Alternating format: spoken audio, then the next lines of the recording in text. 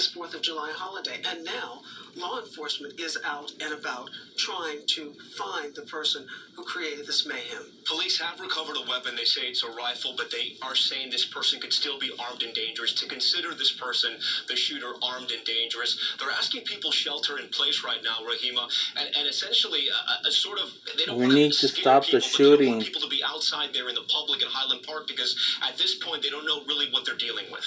Absolutely, and what they do know is that they're dealing with someone who has deadly intentions and has carried them out. So, knowing that that is what's in front of them, they want the streets to be as clear as possible of people who could end up in harm's way because of this person who is still at large.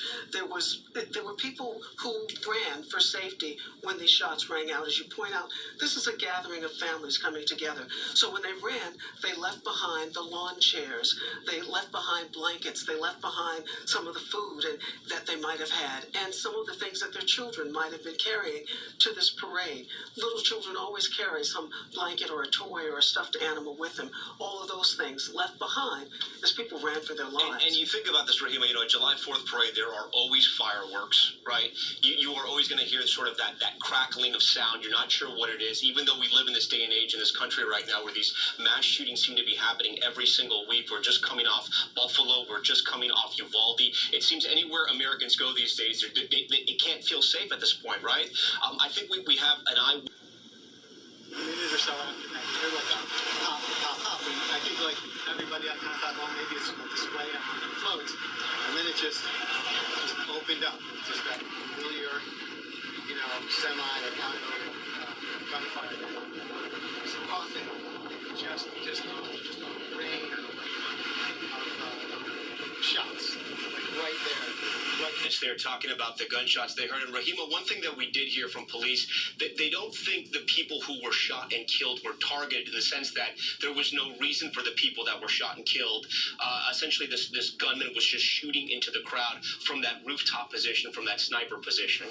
Yeah, it does appear as that this person was just taking advantage of the moment and just aimlessly targeting those who were in the area. This is a small town that we're hearing this about now, but it goes from big cities to small towns. This one, a community of about 30,000 people, something like 25 miles north of Chicago.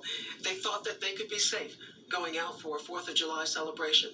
It turned out not to be. Jim Kavanaugh joins us now. He's an NBC News analyst and a former ATF special agent in charge. Jim, I want you to walk us through what police are doing right now. A few things we do know. This shooter took up a sniper position, targeting people at random in that July 4th crowd, killing at least 6, sending another 24 to the hospital. They have recovered a rifle. What do you think police are doing now as far as SWAT? Detective Bureau, the Highland Park PD is going to be one of the epicenters right now, and certainly the crime scene, that's going to be roped off. There's going to be a lot of detectives and agents and forensic work going on there. Interviews of the witnesses who were at the parade are critical.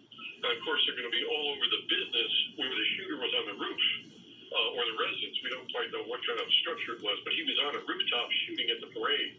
So the rifle's been recovered. That's a key piece of evidence. Fingerprints can easily be lifted from rifles if someone wasn't wearing a glove. So that could be a key piece of evidence. And firearms identification work, ballistic work can move forward.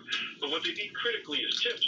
Somebody who saw the guy walk away, come out of the building, get to a vehicle, or a tip from